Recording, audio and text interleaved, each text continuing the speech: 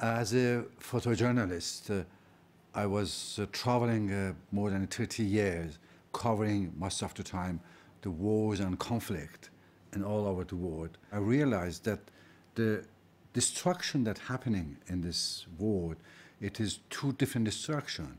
We have a destructions of the buildings and material destruction, but in the meantime, the main destruction is the destructions of the soul, destructions of the culture and the human relation.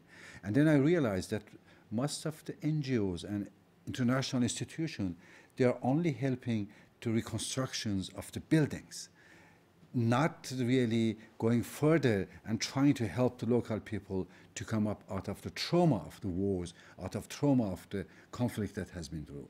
So for me, there was an answer after years of the thinking about it, and the answer was to train local people to take their own destinies. And this is how the Aina came to life.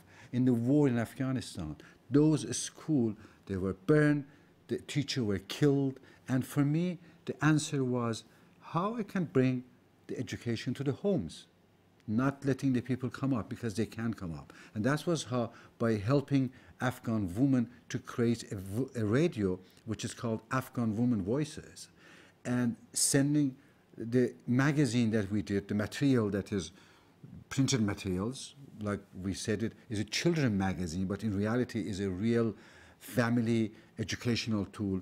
And we are sending with three tools, the radio programmings and the magazines to the homes. So that is how you bring the education to the homes, instead of letting people to come out and being targeted by it. So every time I'm trying to find out how image, how media, how trainings could bring a solution for the lack of the education that we have in the world.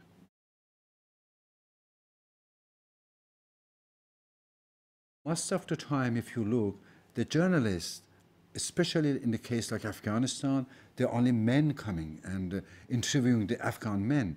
So the 50% of the population of those countries, they're almost cut off of the information, of giving information and talking to the world, saying that what they have been through. One of the important things that we did was how we can bring the Afghan women voices and images and stories to the world. Obviously, the best person to tell the story are the Afghan women themselves, or any other people on the world, in Rwanda, in Uganda, in refugee camps. So one example that we did was trainings tens of the Afghan women to become filmmakers.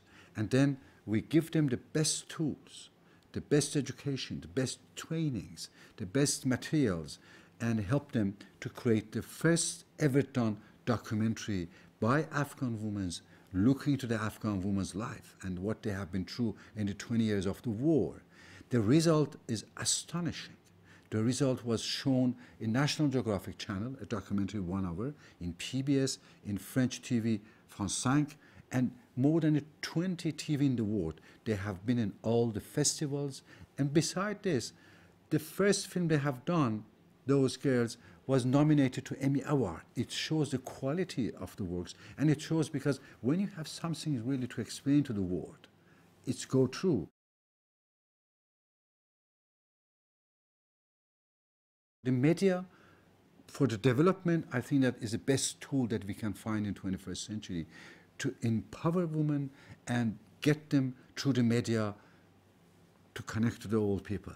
We are almost in the very beginning of this, what we call it, the revolution, the worldwide revolution, not the street revolution, but the mind revolution, the revolution of the connections, the revolution of the spread.